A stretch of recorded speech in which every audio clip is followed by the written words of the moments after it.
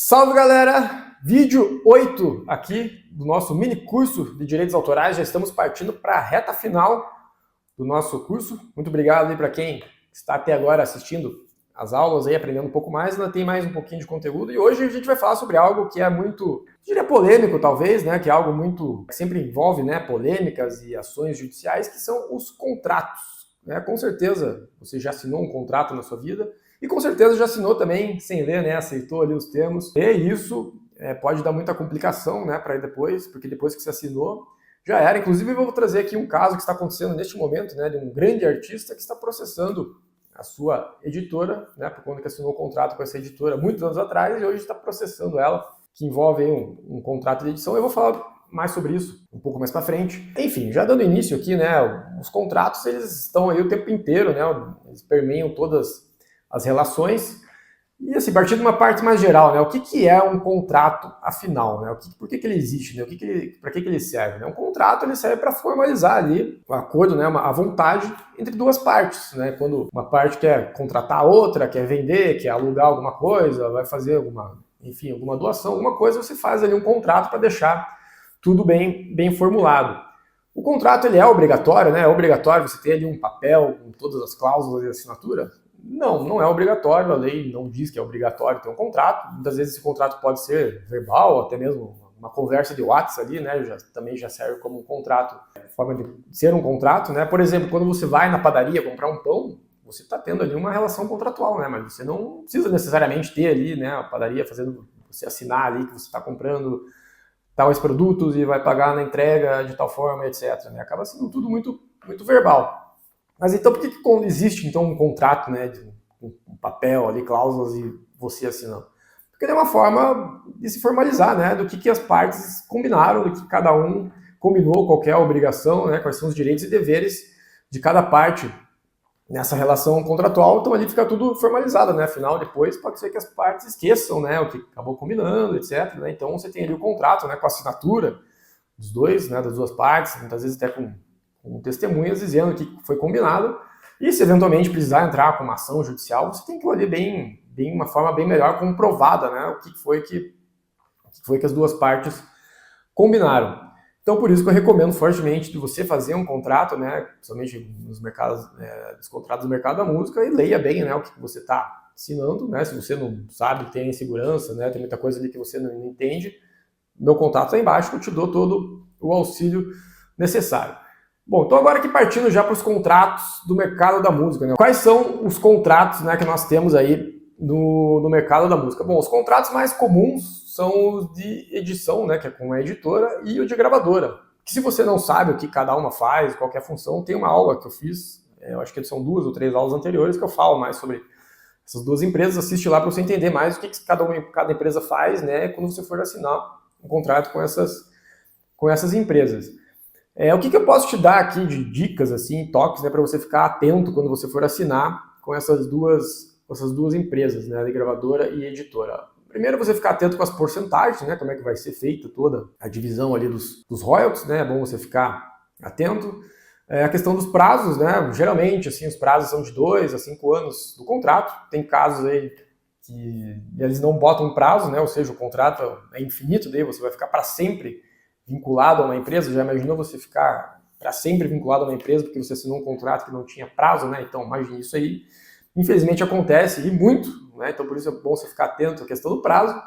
A questão da renovação, né? Quando o contrato está para vencer, muitas vezes tem cláusulas ali automáticas de renovação, que para ele não ser renovado, você tem que, às vezes, tomar alguma atitude. Por exemplo, você tem que comunicar 6 meses antes do contrato, 1 ano antes do contrato encerrar. Então, é bom você ficar atento quanto a isso, que se tem essa condição, se você perde esse prazo, o contrato renova de novo pelo prazo estabelecido, aí você vai ficar preso de novo nessa empresa, né, e você vai poder rescindir seu contrato depois, ou vai ter que entrar com uma ação, né, que é algo bem mais complicado.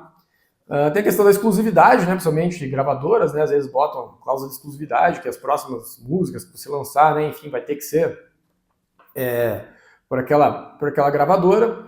Enfim, são esses pontos assim que eu diria para você ficar mais atento. E tem um outro detalhe também que é bom você ficar bem atento, principalmente na questão dos contratos de edição, então a chamada cláusula de transferência dos direitos autorais, né? A famosa cessão de direitos autorais. O que é isso? somente editoras, né, acabam botando às vezes cláusulas dizendo que você tem que transferir os seus direitos autorais para essa empresa para ela poder melhor publicar e administrar e fazer a gestão dos seus direitos autorais. O que é a cessão de direitos autorais? Falando aqui de uma forma bem direta, botando uma aspas, é como se fosse uma venda, né? Você estivesse vendendo os direitos das suas obras para uma empresa.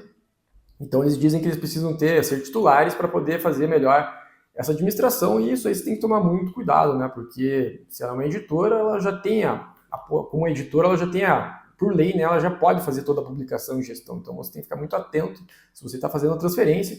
E trazendo aqui o caso famoso, inclusive, que está acontecendo neste momento que eu estou gravando esse vídeo, né? O Roberto Carlos e o Erasmo Carlos estão processando a sua editora, né? A Fermata. Eles assinaram um contrato lá na década de 60 com eles, um contrato sem prazo, e lá nesse contrato tinha lá uma cláusula dizendo que eles transferiam os direitos, né? Havia uma cessão dos direitos para essa empresa, então eles acabaram cedendo essa titularidade, né, das suas obras lá da década de 60 até hoje, estão tentando processar a empresa para romper esse contrato e perderam até agora, né, no Poder Judiciário, até o STJ eles perderam, e agora foi com o STF, né, tá lá no STF para decidir. Então imagine, se artistas como Roberto Carlos e Erasmo Carlos estão passando por isso, né, já faz 60 anos que eles estão com esse contrato, estão aí penando, né, para rescindir esse contrato.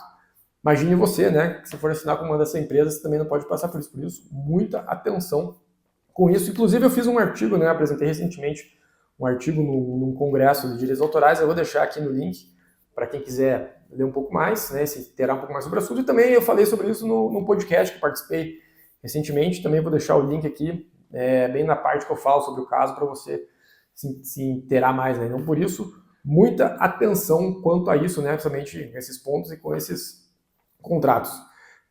Bom, outros contratos que você tem também no mercado da música, você tem contratos entre artistas, né? Você contrata alguém ali para tocar a sua música, né? Enfim, fazer alguma participação. Você também tem ali, faz termos, né? Tem o contrato de licenciamento também, que é muito importante, é como se fosse um aluguel da sua música, né? Você deixa alguém fazer uma gravação da sua música, você continua sendo titular dela, mas daí alguém faz uma gravação, você autoriza alguém a utilizar a sua música para alguma coisa.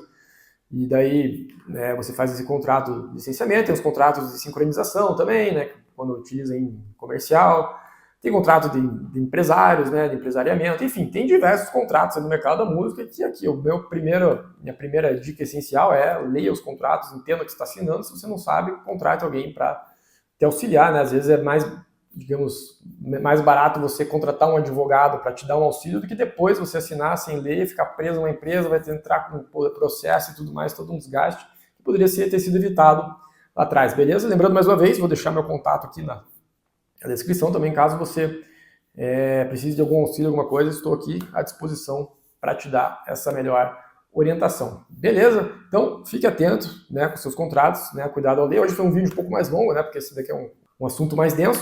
Lembrando, se tiver alguma dúvida, comenta aqui embaixo, deixa seu like, se inscreve no canal, compartilha com quem possa gostar, né? Afinal, mini curso aí, vários assuntos bacanas e interessantes, que é para você se interessar melhor aí, para você ficar mais esperto aí, né? Não ser passado para trás. Beleza? Próxima aula vamos falar sobre plágio, este assunto também que é polêmico. Beleza? Valeu, até a próxima.